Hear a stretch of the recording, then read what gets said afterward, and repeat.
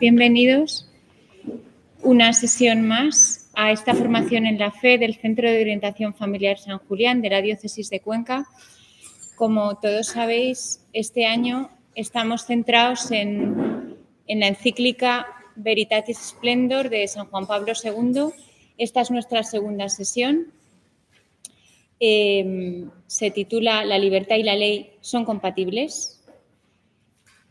Correrá a cargo del padre Declan Huerta Murphy, que además de párroco de la parroquia del Cristo del Amparo, nuestros vecinos más próximos, es profesor del área de Teología Moral y de la Vida Espiritual del Instituto Teológico San Julián. Le damos las gracias y la bienvenida por estar aquí y cuando quiera. Muchas gracias. Bueno, en esta sesión segunda, que como Marta nos ha indicado, vamos a tratar sobre si realmente la libertad y la ley podemos decir que son incompatibles.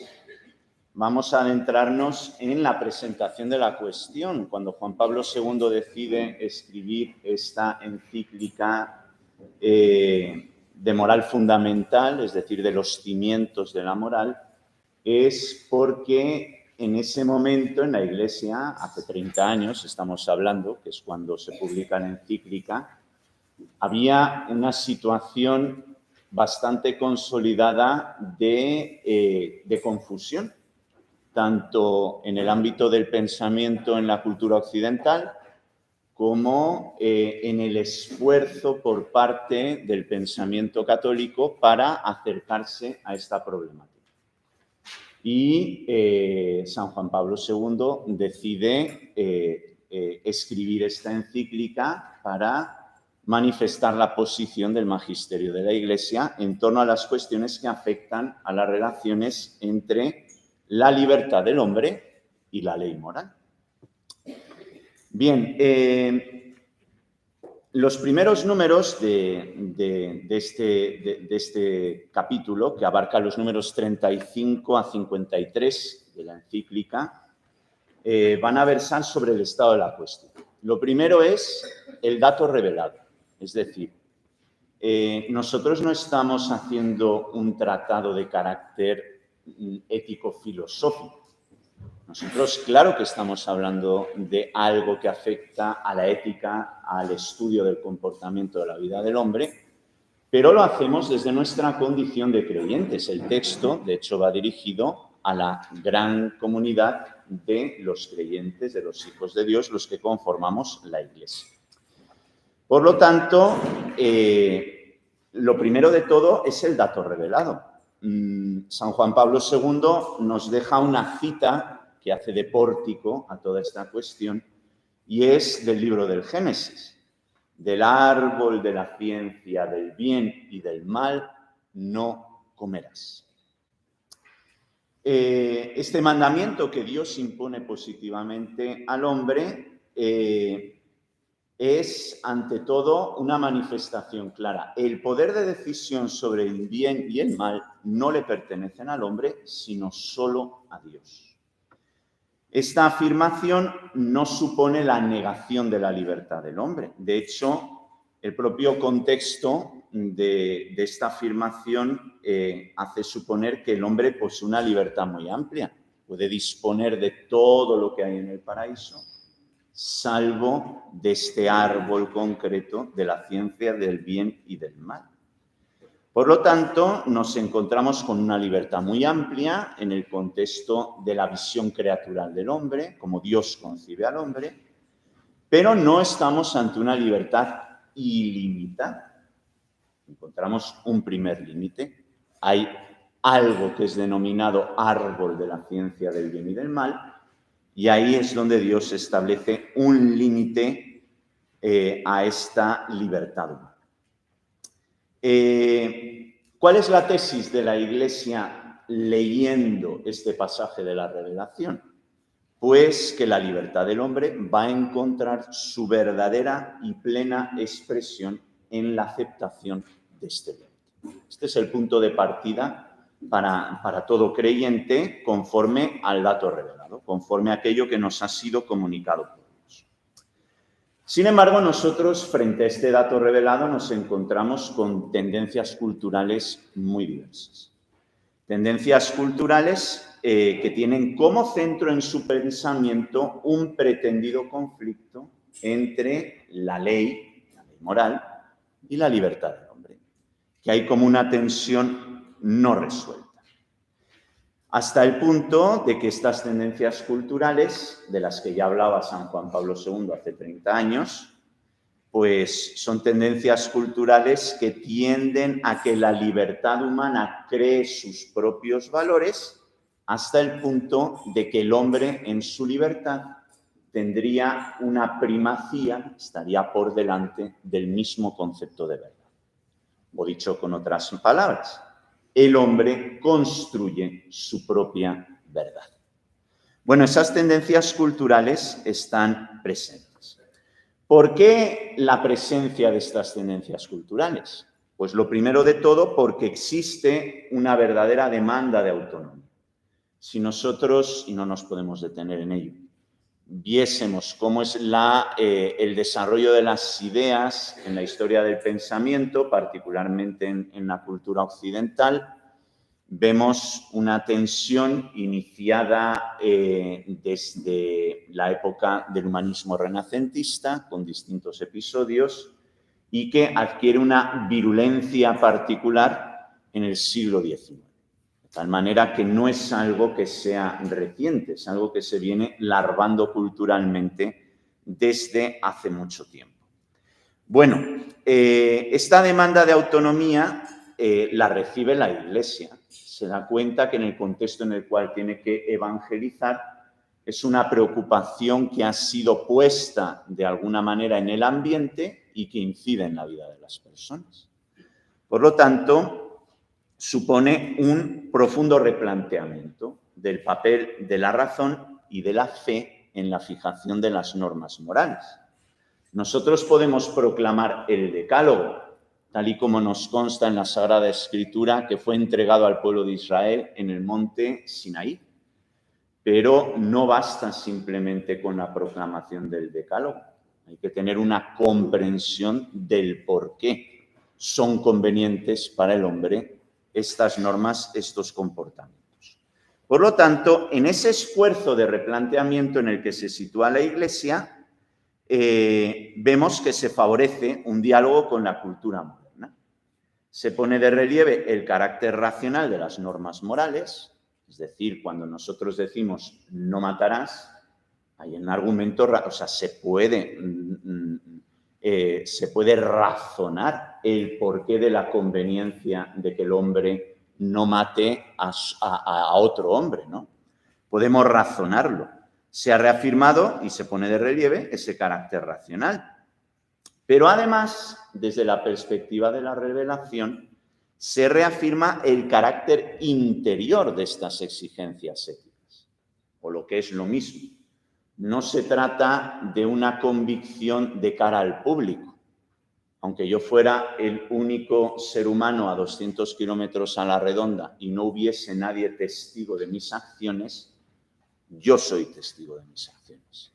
Es decir, la ley es interior, está dentro de mí, es una convicción íntima.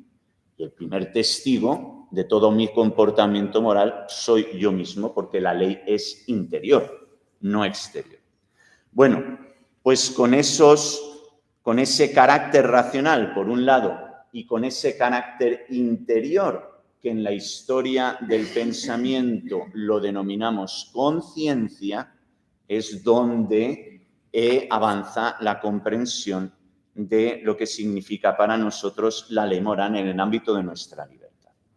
Bueno, lo primero es, dicho esto, dentro de este estado de la cuestión, es entender el papel de la sabiduría de Dios en relación con el hombre. Nosotros hablamos de una razón, que el hombre es racional.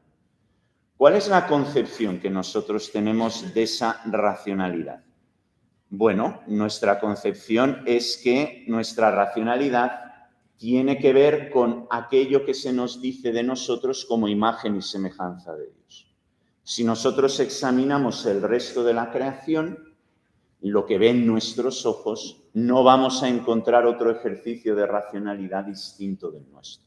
Si hay algo que nos distingue del resto de la creación, es ese ejercicio de la racionalidad que lleva a la autopercepción de la persona, la autoconciencia, autocontrol, etc. Todo lo que implica la racionalidad. Hasta el punto de que es ese elemento en el cual nosotros podemos ver cómo Dios plasma de manera especial qué es lo que quiere Él de la naturaleza humana frente al resto de las demás naturalezas del orden creado. Dios puede ser considerado, en este sentido, el autor de nuestra razón, y al ser el autor de nuestra razón, se convierte también en el autor del recipiente de la ley moral, que es el propio hombre. A partir de este número, la encíclica va haciendo una reflexión conforme al modelo con el cual San Juan Pablo II acostumbraba a hacer su magisterio, que es una reflexión haciendo, de alguna manera, unos puntos pivotales en donde hay una reflexión concéntrica. Son círculos, dando círculos en torno a esos puntos pivotales, va repitiendo conceptos y se va acercando cada vez más al cimiento. Este es uno de estos elementos. Va a ir apareciendo continuamente la idea de que el hombre, precisamente por su racionalidad, es el único receptor de la ley moral en la creación. El resto de los elementos de la creación están sujetos a leyes físicas, y el hombre, además de estar sujeto a leyes físicas, precisamente por su carácter racional, está sujeto a leyes morales. Bien, podemos decir, por lo tanto, que Dios es el autor de la norma moral y el hombre, con el ejercicio de su razón, participa en la comprensión de lo que significa esa ley moral. Bien. Algunos autores, queriendo mantener de alguna forma la vida moral dentro de un contexto o comprensión cristiana, pues intentaron establecer una distinción, que es la primera que marca San Juan Pablo II, y es la distinción entre dos supuestos órdenes. Uno sería el orden ético y el otro el orden de la salvación. Con ello se intentaría de alguna manera intentar superar con esta proposición de los dos órdenes la aparente contradicción que hay entre una ley moral de origen divino y una libertad del hombre también de origen divino. ¿Qué es lo que propondría esta doctrina? Pues que habría un orden ético únicamente o de origen humano, solo con un valor mundano, y habría un orden de salvación en donde lo que importaría son las intenciones y aquellos aspectos motivacionales que Dios, a través de la revelación, va dejando en la vida del hombre, como leves indicaciones de cómo debería comportarse.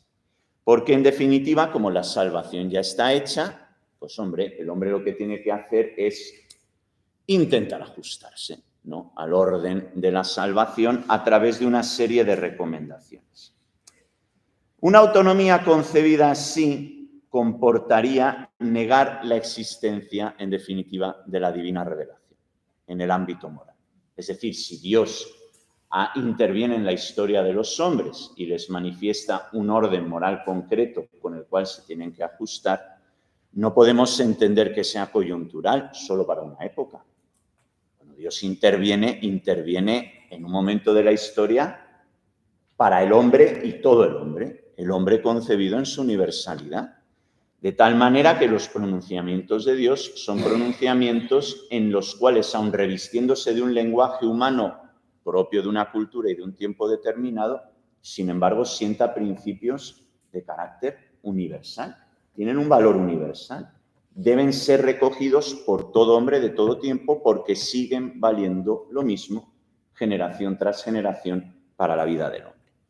Bien, Si negamos el contenido de la revelación y todo lo convertimos en algo relativo y el hombre va reconstruyendo una ley moral conforme a sus circunstancias culturales en cada época, también terminaríamos negando en el ámbito de la Iglesia una misión concreta que Dios entregó a sus apóstoles y a sus sucesores, que es el papel del magisterio, el papel de la enseñanza.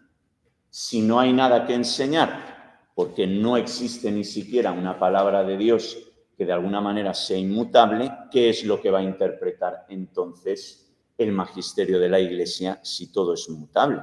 A lo sumo puede hacer propuestas, pero que tendrían el mismo valor que la propuesta de cualquier otra persona.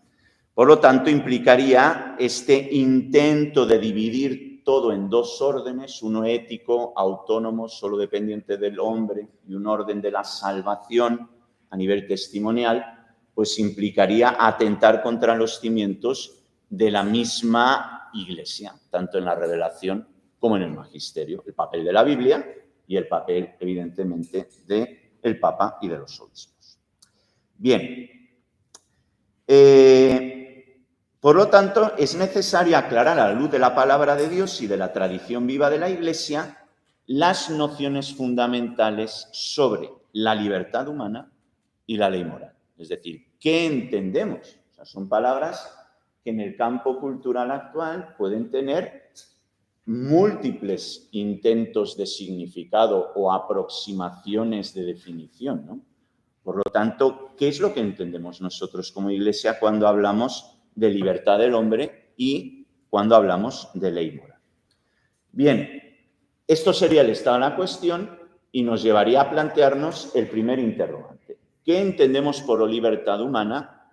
El concepto de autonomía. Es decir, ¿cómo es el hombre un ser autónomo?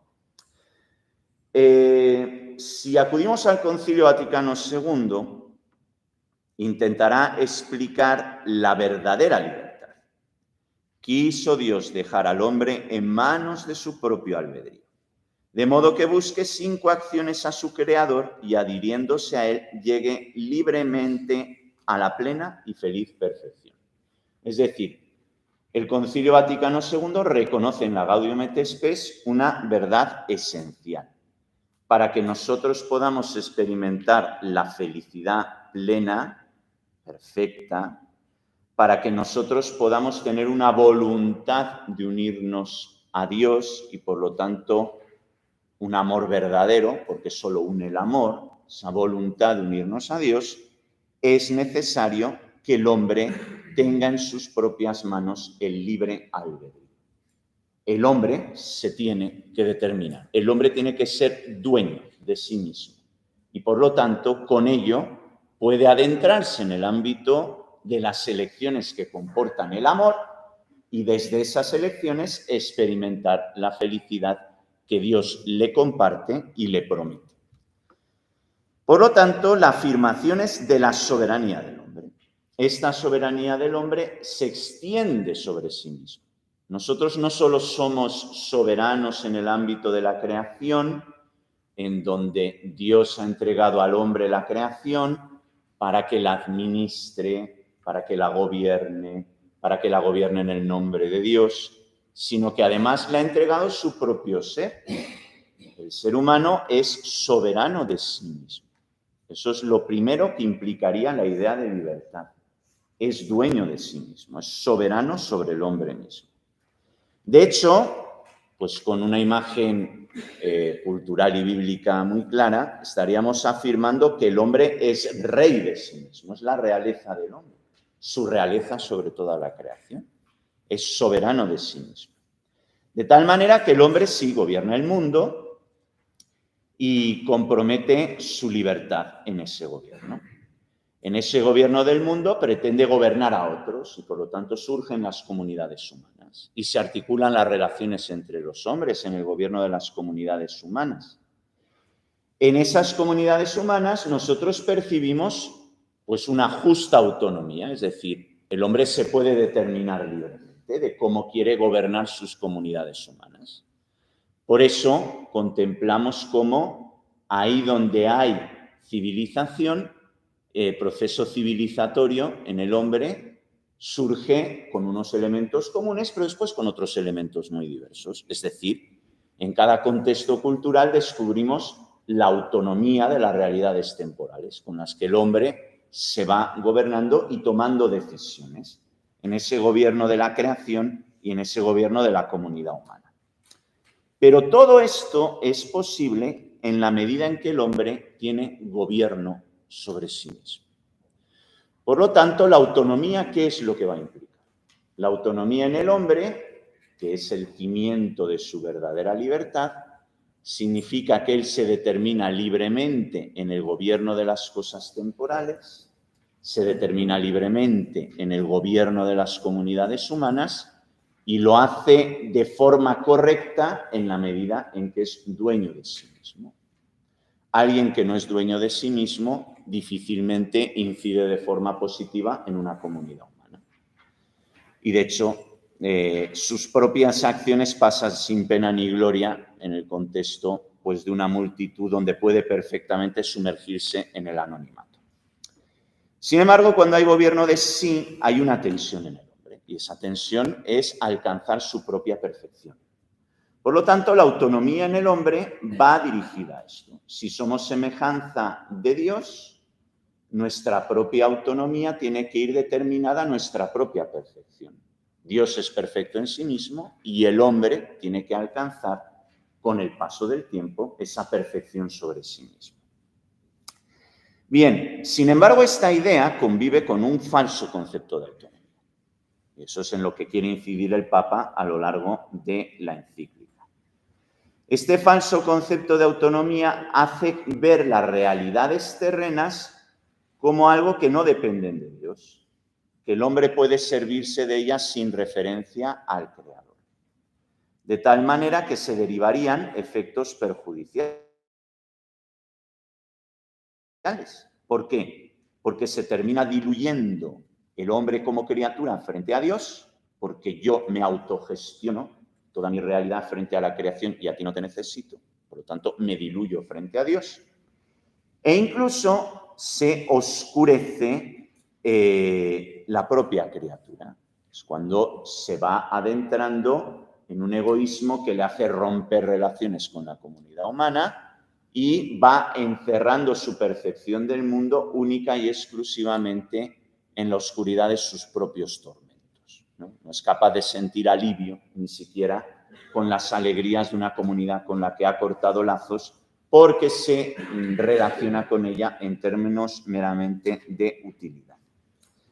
Bien, esta falsa autonomía, cuando el Concilio Vaticano II la aborda, sienta un principio, que la vida moral exige una creatividad y un ingenio por parte de la vida de las personas. Y eso sería una señal de su propia autonomía.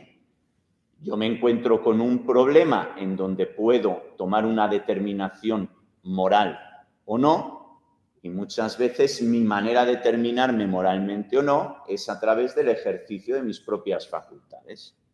¿Cómo resuelvo este problema para actuar moralmente? ¿Verdad? Y ahí entra, de hecho, el ingenio humano. Bien, pues ante esa perspectiva de la creatividad, nosotros podemos ver que si se ejerce en la verdad esta creatividad, en una correcta comprensión de la realidad, nos encontraríamos con una autonomía justa, no falsa. En la medida en que esa creatividad se vincula con la verdad, que veremos más adelante qué es la verdad, ¿verdad? Pero en la medida en que se vincula con la percepción de la verdad, entonces el hombre recupera su justa autonomía. Cuando actúa así, ¿qué es lo que está haciendo? La ley moral que le corresponde a Dios es percibida por el hombre por su propia razón, razona sobre esa ley moral y al razonar descubre los elementos razonables de ese mandato de Dios en el ámbito de la propia naturaleza.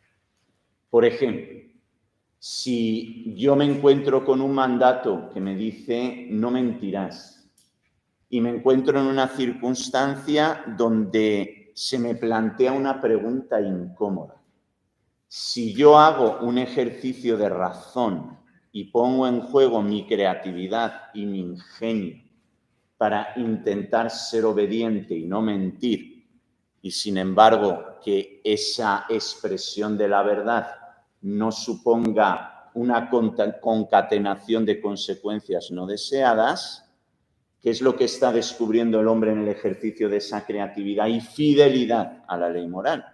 Lo que está descubriendo es cómo él puede adaptarse al medio concreto y que su ejercicio de una acción moral se corresponde con la naturaleza. Es decir, no desvirtúa su propio ser en el medio en el que está viviendo. Se ajusta a la naturaleza. Esto es la ley natural. La ley natural es precisamente esto.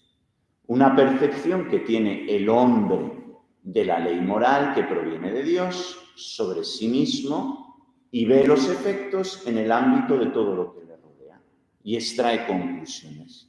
¿Qué es lo que mantiene el orden recto de las cosas? Obrar de esta manera.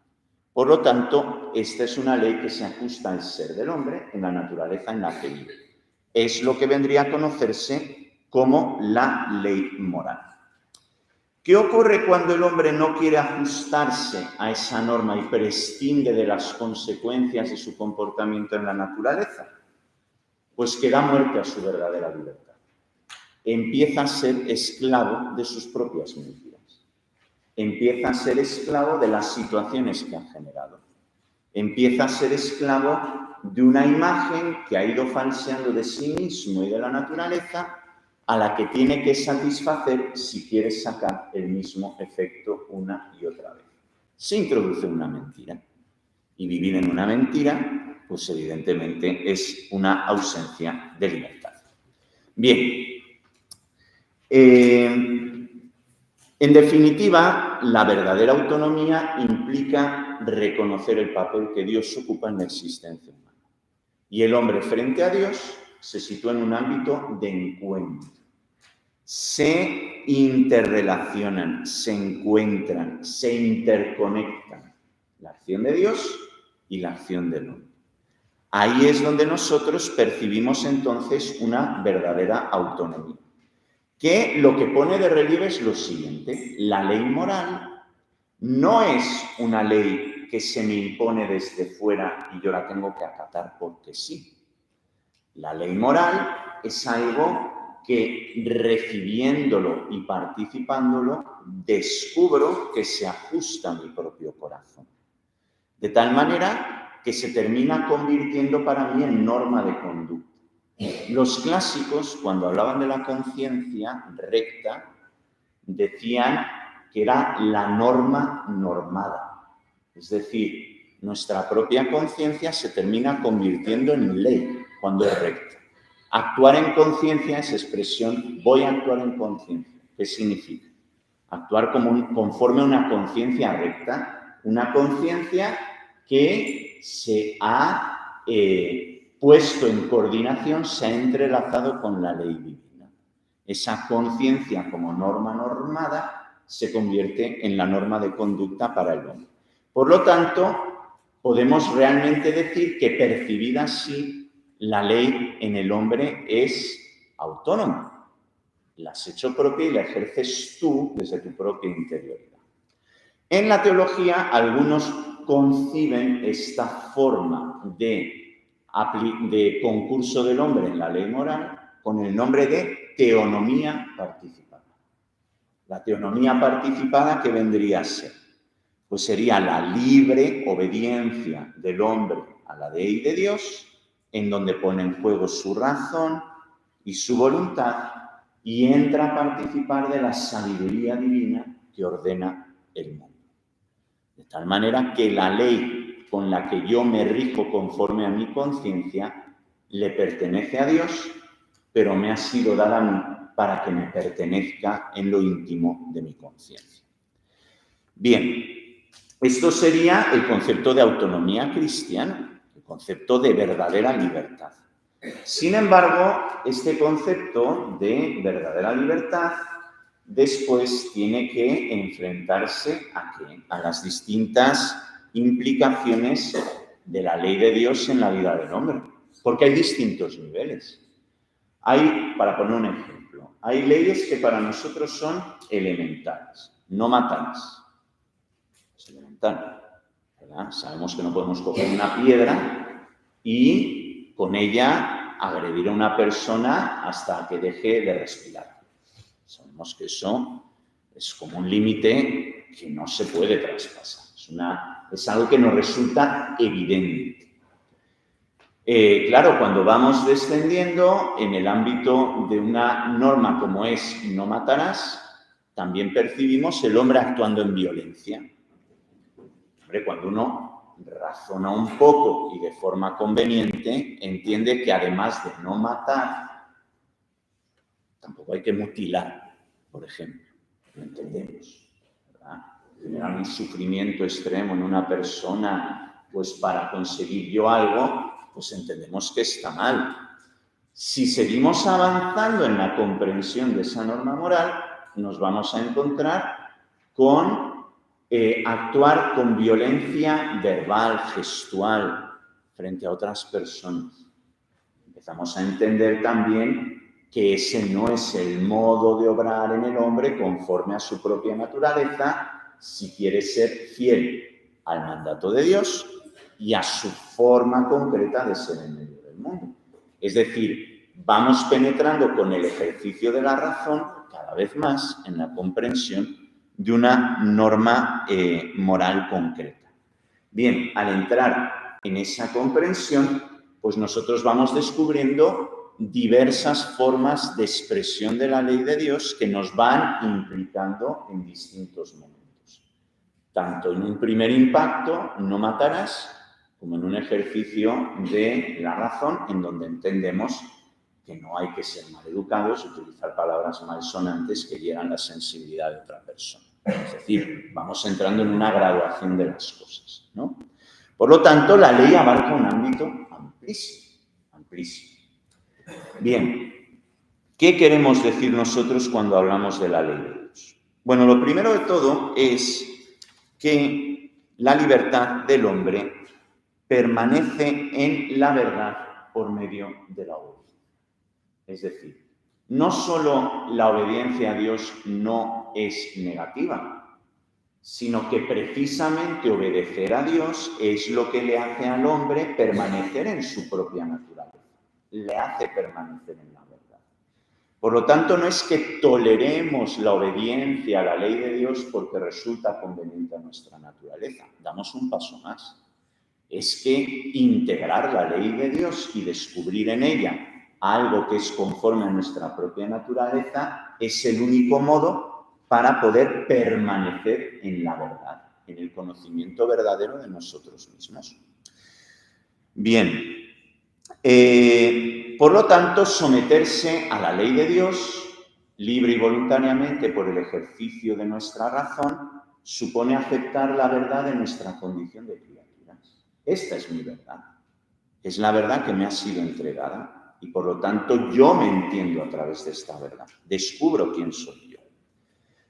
La luz de la razón para nosotros vendría a ser, a partir de ese momento, una manifestación concreta, si lo entendían los padres de la Iglesia, los primeros teólogos, de nuestra imagen y semejanza de Dios.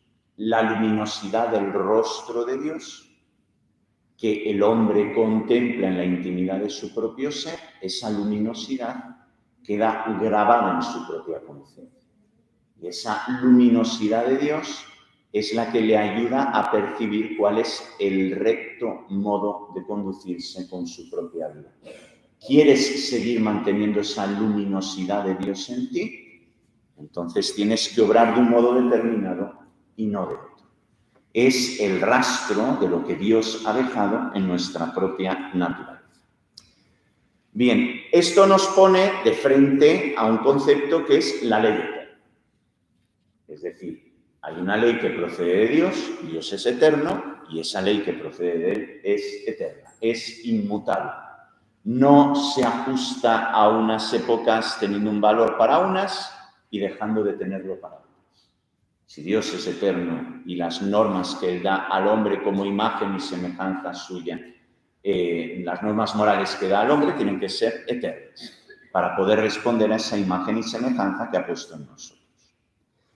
Dios llama en ese sentido al hombre a participar en su cuidado providente sobre la creación, de tal manera que el hombre dirige el mundo, dirige la naturaleza de las cosas, dirige las comunidades humanas, se dirige a sí mismo y aprende a ver cómo todo eso hace encajar cada una de esas realidades con el orden querido por Dios. Descubre la naturaleza recta. Es decir, el hombre, por ejemplo, descubre las leyes físicas que gobiernan el mundo y eso le permite tener una comprensión de la naturaleza.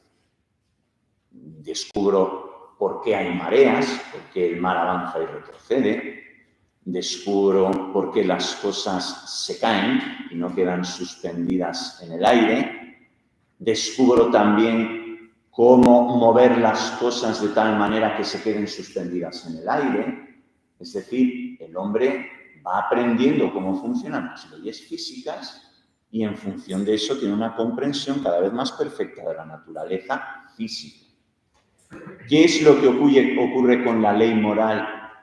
Pues que la ley moral es otra manifestación de la ley eterna de Dios, en donde descubre cuál es el comportamiento que le corresponde al hombre desde el ámbito de su propia libertad. El resto de los seres no son libres, solo les rigen las normas físicas.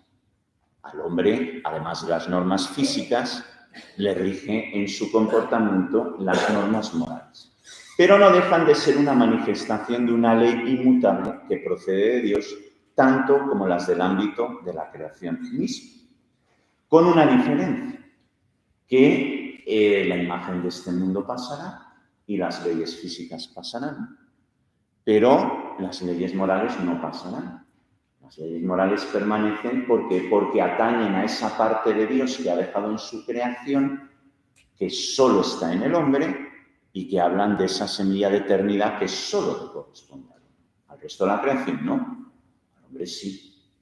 Al hombre le corresponde el resto de la creación, le corresponde esa plenitud y esa eternidad. Bien, por lo tanto eso sería la ley eterna. La ley natural, la Iglesia la ha ido reflexionando con el paso del tiempo. De hecho, Santo Tomás de Aquino lo cita mucho San Juan Pablo II en esta parte de la encíclica, pues pone muchos cimientos, esa comprensión de cómo el hombre llega a entender la ley divina, inmutable y eterna como ley de su propia naturaleza, ley natural. Y esa ley natural, pues la Iglesia ha ido reflexionando en torno a ella. En definitiva, sería la esencial subordinación de la razón y de la ley humana a la sabiduría de Dios. Eso sería la ley natural. La ley natural abarca al hombre en todos los tiempos.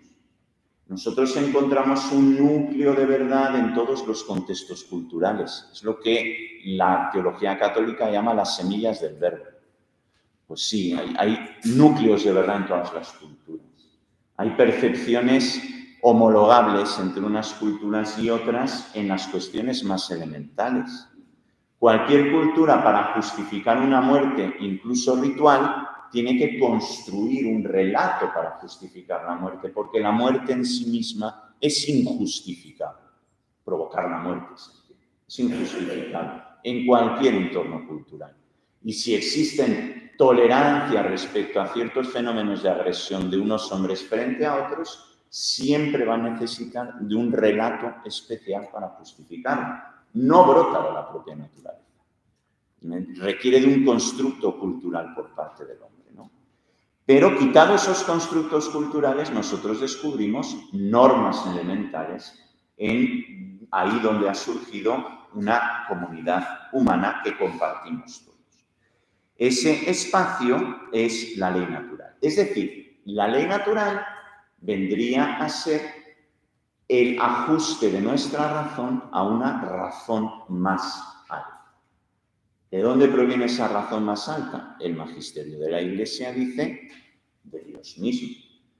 Otros autores que son justnaturalistas que intentan justificar la existencia de una ley natural, pues podrán quizá acudir a otros conceptos, pero desde luego el nuestro, la fuente de la razón más alta es Dios mismo, en la comprensión de la ley natural. Hasta el punto de que una percepción nítida de la ley natural por parte del hombre es entrar en contacto con la ley eterna de Dios, porque son la misma ley, una vez que hemos ejercitado bien el uso de nuestra razón. Por lo tanto, volviendo a lo que es el punto de este capítulo, la ley de Dios en el hombre, para nosotros, la ley de Dios está siempre presente en nosotros en la medida en que hacemos un ejercicio recto de nuestra razón y descubrimos la presencia de Dios, la razón más alta, detrás de todo lo que hacemos. Esto le lleva al hombre a tener que ejercer un discernimiento entre el bien y el mal. El árbol de la sabiduría de la ciencia del bien y del mal, no podemos comer su fruto. No determinamos nosotros qué está bien o qué está mal, pero nosotros sí discernimos. Tenemos el bien y el mal ya delante de nosotros, ya están definidos. Lo que nosotros hacemos es un discernimiento. ¿Mis actos están conforme a ese bien concreto? ¿Mis actos son conforme a ese orden recto, a ese orden más alto, aquello que hace que la naturaleza permanezca en su equilibrio? Si es conforme a eso, entonces nosotros estaremos ante ese ejercicio recto de razón y ante el cumplimiento de la norma divina. Al final, la ley se va manifestando en muy distintos ámbitos. Tenemos una ley divina positiva, Dios en el Sinaí entregando los mandamientos. Tenemos una ley natural, el hombre leyendo en su corazón el recto comportamiento en medio del mundo conforme a una razón más alta. Tenemos la ley del Antiguo Testamento, con la cual Dios va educando a su pueblo. Tenemos la ley nueva, revelada por Jesucristo, que lleva a su plenitud y a su cumplimiento toda la ley antigua, y que es una ley que es conforme a lo que la creación misma está guardando, gimiendo, expectante que se realice plenamente en el hombre, responde a su propia naturaleza. Hasta el punto de que esa ley, San Pablo la llegará a llamar, para distinguirla de la ley antigua en cuanto a preceptos concretos cultuales, la empezará a llamar la ley del Espíritu. Bueno, todas estas leyes, la ley divina positiva, la ley natural, la ley antigua, la ley nueva, la ley del Espíritu, tienen un único autor. Un único autor. Ese autor es siempre Dios. Y tiene un único destinatario, y solo uno, siempre el hombre. Un único autor, un único destinatario. Esta es la comprensión que los cristianos tenemos de la ley, que tiene una única fuente, que va desde lo revelado hasta lo que nosotros somos capaces de descubrir en el entorno para ser fieles a nuestra propia naturaleza, y el destinatario seremos siempre nosotros. Esto es muy interesante, porque hay muchas tendencias culturales que pretenden difuminar la especificidad de la naturaleza humana. Y aunque nos suena raro esto, sin embargo, triunfa. Hay muchos proyectos que incluso alcanzan el rango normativo de normas y de leyes, en donde se pretende otorgar a otros seres de la creación derechos homologables y equiparables a los que le corresponden al hombre por ser hombre, por ejemplo, ¿verdad? Citemos un ejemplo. Atenta contra los derechos del hombre y contra la decencia religiosa más elemental, separar por la fuerza una familia. ¿Lo entendemos? No sé que haya razones graves porque haya que defender a unos de otros, ¿de acuerdo? Pero separar a una familia entendemos que va contra los derechos del hombre. No puede separar a un padre de sus hijos, ¿no? Claro, si tú extiendes esa ley a los animales y dices que no puedes separar unas crías de gato, por ejemplo, de su gata, ¿verdad? y le extiendes a la gata unos derechos homologables a los del ser humano, ¿verdad? De tal manera que ya nunca podrás decir, ay, mira qué gatito más bonito, lo voy a criar. No, ya no puedes hacerlo. Porque hay una ley que te dice que eso ya no se hace, ¿verdad? ¿Es conveniente o no? Pues hombre, el hombre regula evidentemente su actividad con todo, también con los animales, y regula lo que tiene que hacer con ellos. Y si tiene una comprensión cada vez más perfecta, que no tiene que ser cruel con la creación, bien está. Pero una cosa es eso, y otra es diluir la propia naturaleza humana, y se diluye muchas veces introduciendo elementos de confusión con otros seres vivos, por ejemplo. Bueno, pues hay normas legales que van manifestándose en la vida de las sociedades en esta dirección. Pues bien, eso evidentemente es falsear el sentido de la ley moral y es falsear el sentido de que el único destinatario de la ley es el hombre y no otro. No hay más destinatarios. Bien, eso nos llevaría al último punto, que es el presunto conflicto entre ley y libertad. Hemos fijado nuestra concepción sobre la libertad humana, hablando de la autonomía verdadera, la verdadera autonomía. Por otro lado, hemos hablado de la ley, quién es la única fuente de la ley, quién es el único destinatario, y volvemos a ese conflicto del que ya nos dio unas primeras pinceladas San Juan Pablo II al comienzo de esta reflexión. Bien, hay un presunto conflicto entre la libertad y la ley, pero en nuestro tiempo se va a manifestar especialmente en un campo de batalla, y es la propia naturaleza. Ahí es donde se va a manifestar ese conflicto entre la ley y la libertad. ¿Por qué en relación a la naturaleza? Bueno, hay distintos modos de aproximarse al supuesto conflicto entre libertad y ley. Uno puede ser cuando una persona sostiene una visión excesivamente científico-técnica de la realidad. Es decir, solo es válido aquello que puede ser mensurable con criterios del método científico.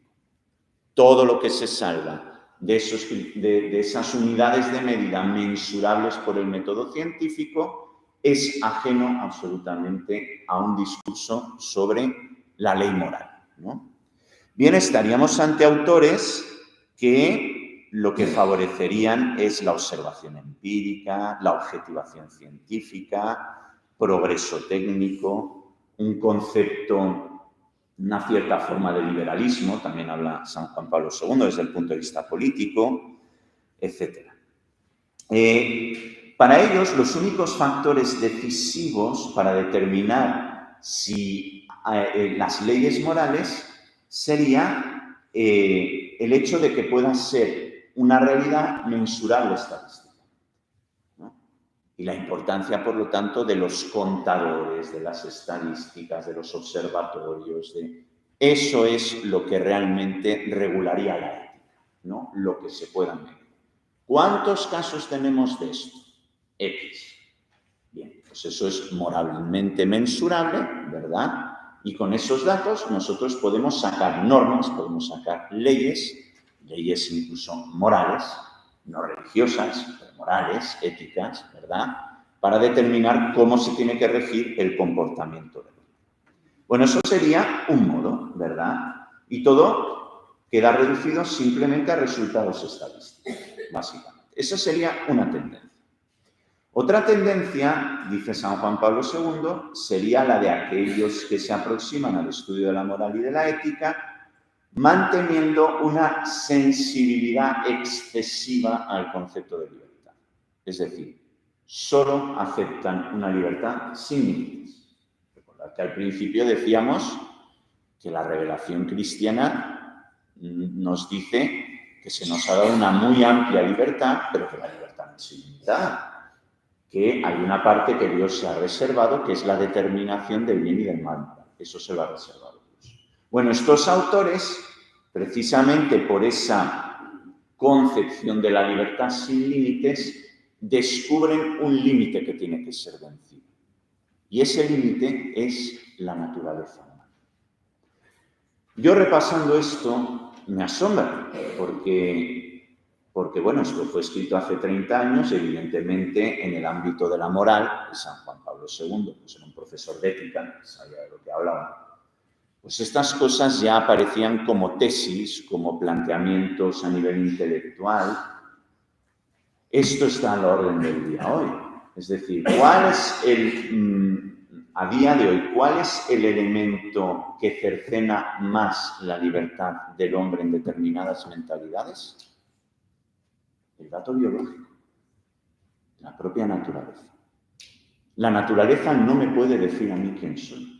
Mi dato biológico no puede imponerme una dictadura de decirme a mí quién soy. Bueno, esto ya lo está diciendo aquí San Juan Pablo II, que había una corriente de pensadores que decían que la barrera a la que se enfrentaba la libertad como barrera definitiva era vencer los límites de la propia naturaleza humana.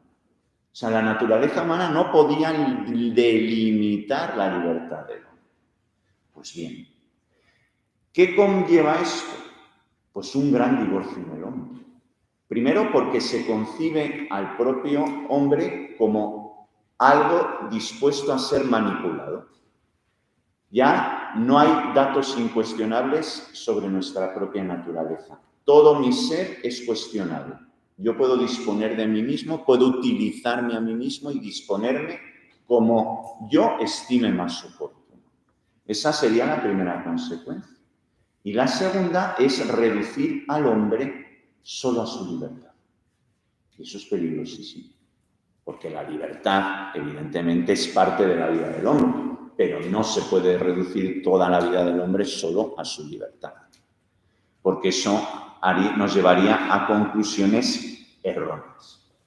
Una de ellas es, pues, el desprecio de lo que el dato de nuestra naturaleza biológica nos dice respecto de nosotros mismos y conforme a la ley natural, ¿dónde está nuestra plenitud?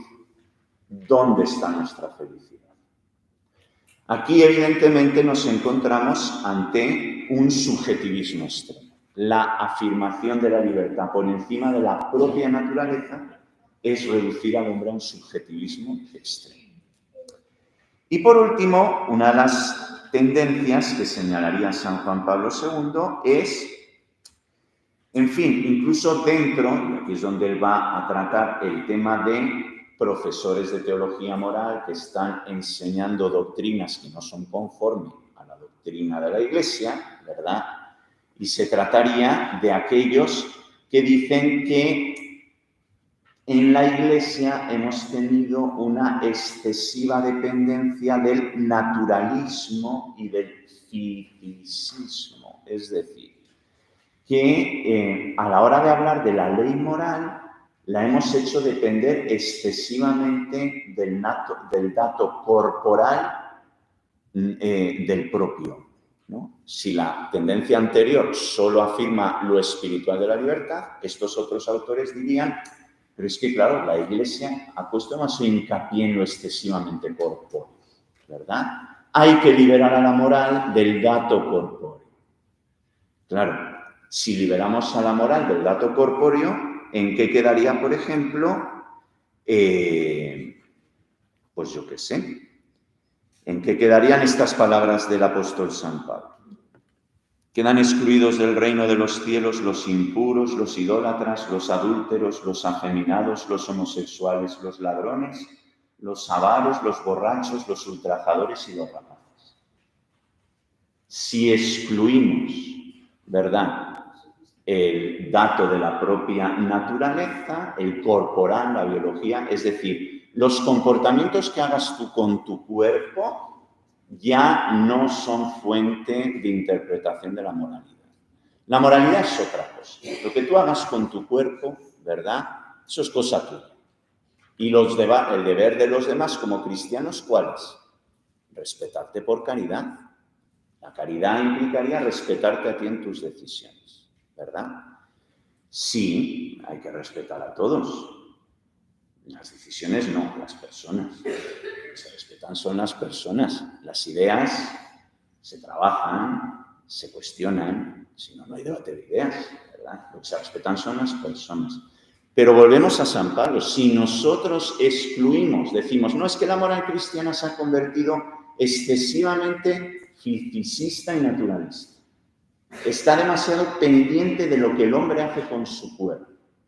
Bueno, pues si decimos, quitemos este dato, pues volveríamos a lo que dice San Juan Pablo II. Vaciaríamos de contenido la revelación moral, la revelación en aquello que tiene que ver con el comportamiento moral del hombre. Porque con mi mano yo agredo, con mi mano yo robo y con mi mano puedo cometer cualquier clase de fechorías y de impurezas. Con mi mano, con mi propio dato corporal. Claro que sí. Y por lo tanto, hay espejos que no me ponen delante de mi propia conciencia, pero el cuerpo es uno de los espejos más perfectos. Lo que yo hago con mi cuerpo es el primer espejo para entender cómo está el estado de mi propia conciencia. Pues claro, si dejamos que este tipo de planteamientos, sí, que intentan de alguna manera revitalizar el papel de la razón en la comprensión del dato moral, si nosotros de alguna manera consentimos que se vacíe de contenido el sentido de nuestra propia naturaleza, nuestro encaje en el mundo, que la persona es alma y cuerpo en definitiva, nos podríamos encontrar entonces con que vaciamos de sentido la revelación. Y al vaciar de sentido la revelación en el ámbito de la moral, pues lo terminamos vaciando en todos los demás sentidos. Todo sería subjetivo en nuestra relación con Dios. Hasta aceptar si Jesús es el Hijo de Dios o no, aceptar si es mi Mesías o no lo es, si Dios es mi Padre o no es mi Padre, si la gracia se me comunica o no se me comunica. Es decir, todo entraría en un ámbito de un relativismo que acabaría con la destrucción de la propia fe, evidentemente, empezando por el dato moral, que parece que podría ser más prescindible porque implica demasiadas incomodidades en el campo de la pastoral después, por ejemplo, ¿verdad? Bueno, San Juan Pablo II dice, ojo con eso, ojo con estas concepciones, porque nos secuestran el dato real sobre la propia naturaleza humana. Y al secuestrarlo, la Iglesia, si lo permite, haría un flaquísimo servicio al hombre, porque lo que la Iglesia puede hacer por el hombre en este tiempo es ser servidora de los hombres, hablándoles siempre de su propia verdad, de lo que les corresponde conforme al designio de Dios sobre la propia naturaleza humana. Si pudiéramos llegar a una conclusión respecto a este supuesto conflicto, ¿verdad?, entre ley y libertad, podemos decir que una recta comprensión de la ley natural, tal y como venimos diciendo, no dejaría esa supuesta fractura entre la libertad y la naturaleza. El hombre nunca sería más libre que cuando actúa rectamente conforme a la naturaleza que Dios le ha entregado. Y esto sería la cuestión tal y como la plantea San Juan Pablo II. ¿Preguntas? Tendré que haber muchas, porque esto es apenas el comienzo.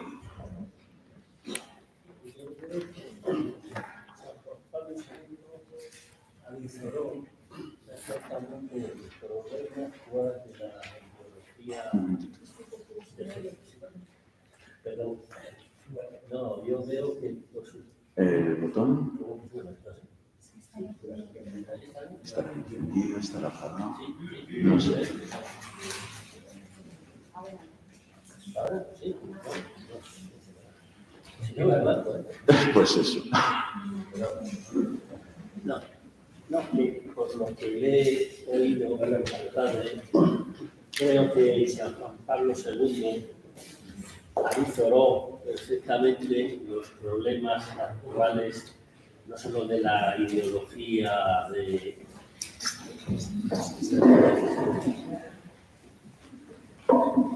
Decía...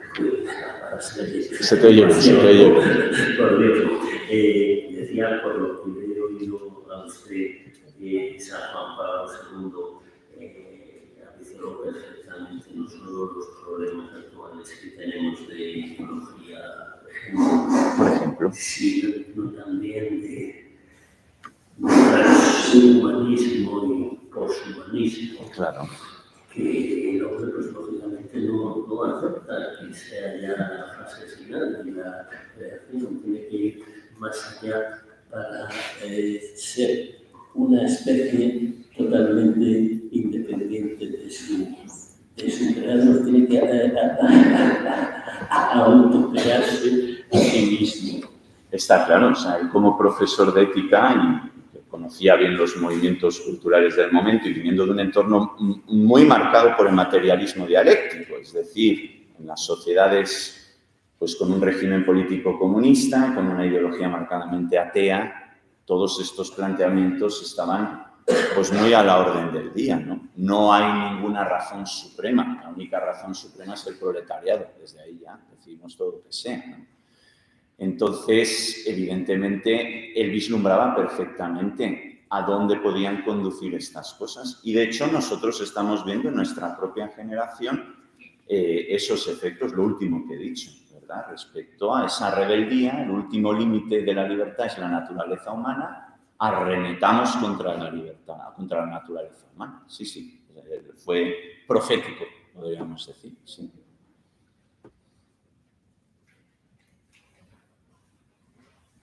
Más cuestiones. Hay una cuestión ahí al fondo.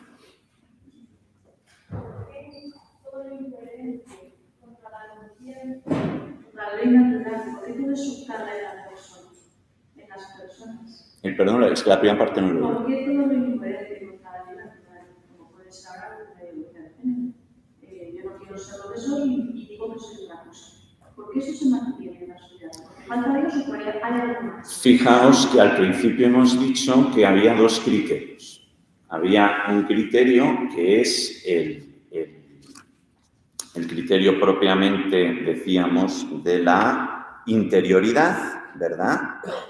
Que es la propia conciencia, y después el criterio de la racionalidad. Bien, digamos que el criterio de la interioridad es algo en donde el hombre individualmente tiene que trabajar en ello y colectivamente tiene que favorecer espacios para trabajar la interioridad del hombre. Nosotros vivimos, evidentemente, en un tiempo marcado por el ruido.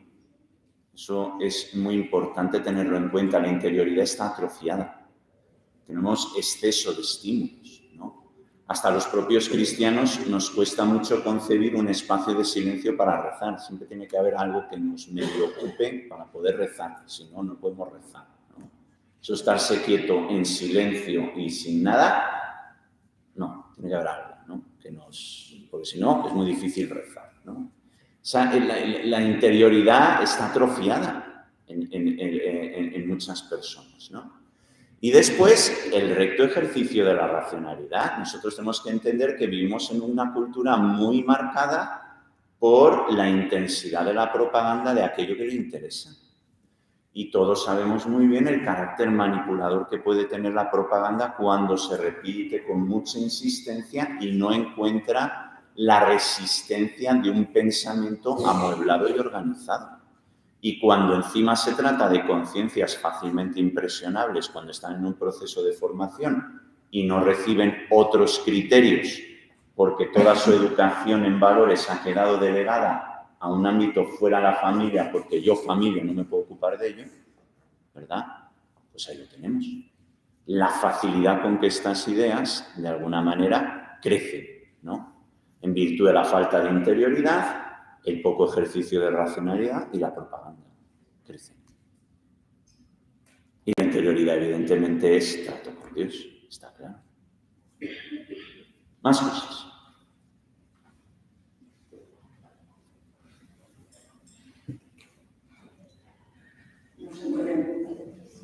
No sé muy bien lo que quiero decir, pero sí lo que estoy sintiendo. Yo creo que nosotros, como cristianos, y tantos otros que hay por ahí, ante esta situación que estamos viviendo, de todas las leyes que se están promulgando y decretos que se están dando, van precisamente en esa línea de que la naturaleza es un límite que hay que superar. Y yo muchas veces me he preguntado, ¿están saliendo de debajo de las piedras los homo, los trans? No puede ser que la naturaleza se equivoque tanto, no puede ser, claro. Es que las leyes y las mentiras repetidas muchas veces hay mucha gente que termina aceptándolas como verdades. Yo recuerdo, y tenemos presente seguro todos los que de alguna manera pues he dicho a la inversa de la verdad os hará libres, la verdad os hará libres de Jesús, y alguien de la política que dice la libertad os hará verdaderos. Sí. La libertad os hará verdaderos. Hacéis lo que queréis y entonces es cuando sois realmente vosotros mismos. Trastocar el sentido de los términos.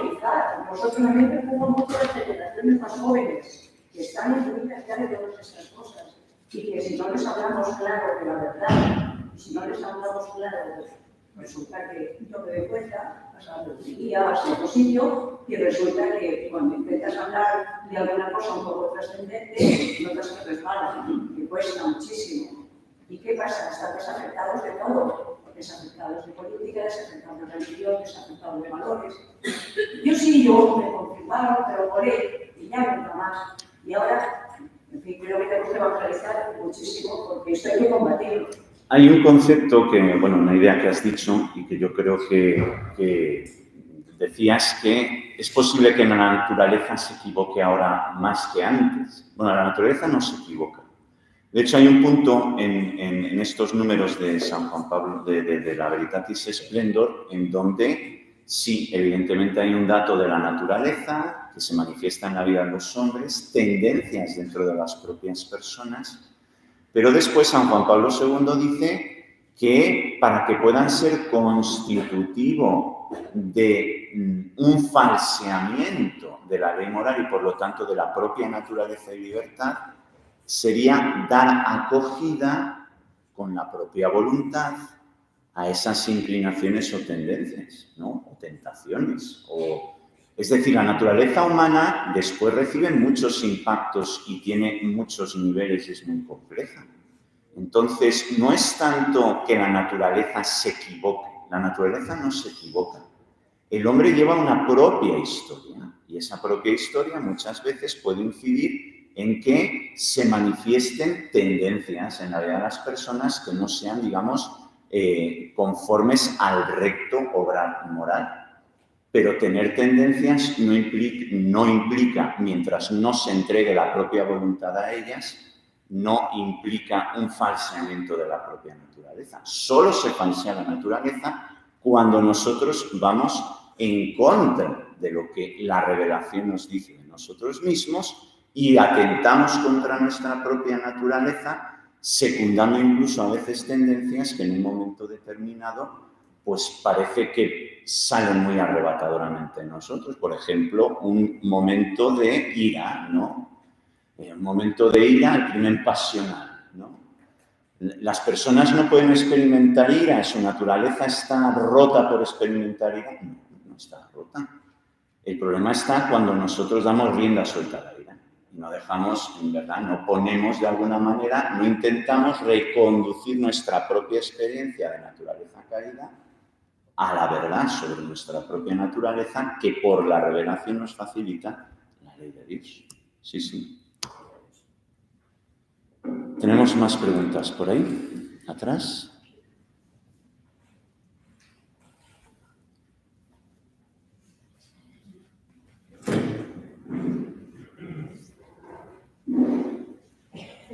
Bueno, tendríamos que ir acabando la última.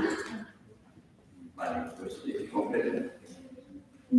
La diferencia entre la ley natural y la revelación, o sea, lo que un cristiano cree, practica y vive, ¿cuál sería? Lo digo porque a veces el diálogo con personas no creyentes es difícil, ¿no? Bueno, tú partes de unas verdades que son, digamos, inamovibles, ¿no? Entonces, si nos acercáramos a través de la ley natural o de lo que la conciencia de personas, digamos, que han tenido una vida pues, controlada de valores humanos, pero bien consolidados y practicados, digamos que ahí nos podríamos acercar, ¿no? a un diálogo con los no creyentes, que sería importante. Sí, vamos a ver. Eso es una percepción, digamos, sobre las relaciones entre las personas y el entorno de nuestra sociedad, digamos que muy optimista. Es decir, nosotros los cristianos por connaturalidad aceptamos la ley natural porque, como dice San Agustín, Dios escribe en 2 libros. Uno es el libro de la Sagrada Escritura, ¿verdad?, la palabra de Dios, y otro es el libro de la creación, la naturaleza. Dios escribe en 2 libros. Nosotros aceptar el concepto de ley natural es básicamente sencillo. Culturalmente está muy contestado, muy contestado. Hay personas que pueden haber recibido una educación tradicional y de alguna manera aceptan o reconocen en su conciencia rectamente formada en una serie de valores, aceptan como una especie de naturaleza común humana. Pero eso ya ni es la mayoría, ni el discurso ahora mismo en la mayor parte de las personas va por ahí. De hecho, en las facultades de Derecho antes había una asignatura que era Derecho Natural, ¿verdad? Es decir, normativa común que brota de la naturaleza humana, vamos a decirlo así. Ha sido eliminado prácticamente todos los currículos académicos. Ya no se estudia Derecho Natural. La ley, en todo caso, será lo que determine la voluntad del hombre. La ley es positiva, la ley no es naturalista, no tiene que ver con el derecho natural. Entonces, claro, la recta comprensión de qué es la distinción entre la revelación y la ley natural, muy sencillo. Es muy sencillo y a la vez muy complicado de trasladar a otro. Para nosotros es muy sencillo. La revelación es lo que está contenido en la Sagrada Escritura y la ley natural es lo que el hombre, con el ejercicio de su razón, auxiliado, evidentemente por una razón suprema, distingue que es lo recto en su vida.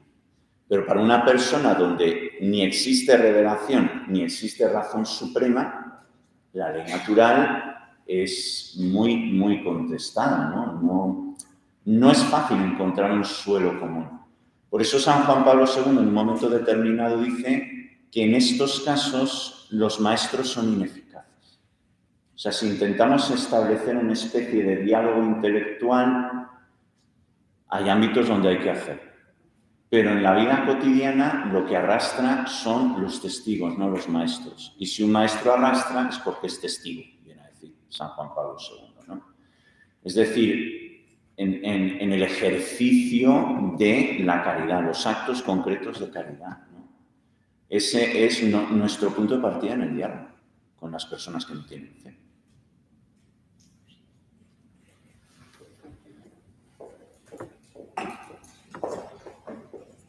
Bueno, pues muchas gracias. Muchas gracias, Padre Declan. Muchas gracias a todos y cada uno de los que estáis aquí, de distintos movimientos de la diócesis, de distintos puntos de la diócesis. Muchas gracias por volver al COF. Muchas gracias a la Parroquia San Esteban por acogernos una vez más. Muchísimas gracias a todos. La próxima sesión, en principio, es el día 22 de diciembre, pero estad atentos por si hay alguna modificación en el día o en la hora. Hemos creado, os lo comunico porque yo creo que es una vía muy sencilla de estar al día de todo lo que tiene que ver con el COF. Hemos creado un canal de WhatsApp, que no es un grupo de WhatsApp, es un canal de WhatsApp. Es una posibilidad que ofrece la aplicación simplemente para recibir noticias vinculadas a una institución, a una organización. Es muy fácil buscar y seguir el canal del COF de WhatsApp. No obstante, ahora podemos nosotras mismas ayudaros a quienes queráis uniros a buscarlo. Hemos preparado un café para seguir comentando todas estas cuestiones o para cualquier otro tema que queráis contrastar con nosotros. Muchísimas gracias otra vez por venir, por ser parte del COF a través de esta formación en la fe. Sabéis que allí en el COF os esperamos siempre y estaremos encantados de recibiros. Muchísimas gracias.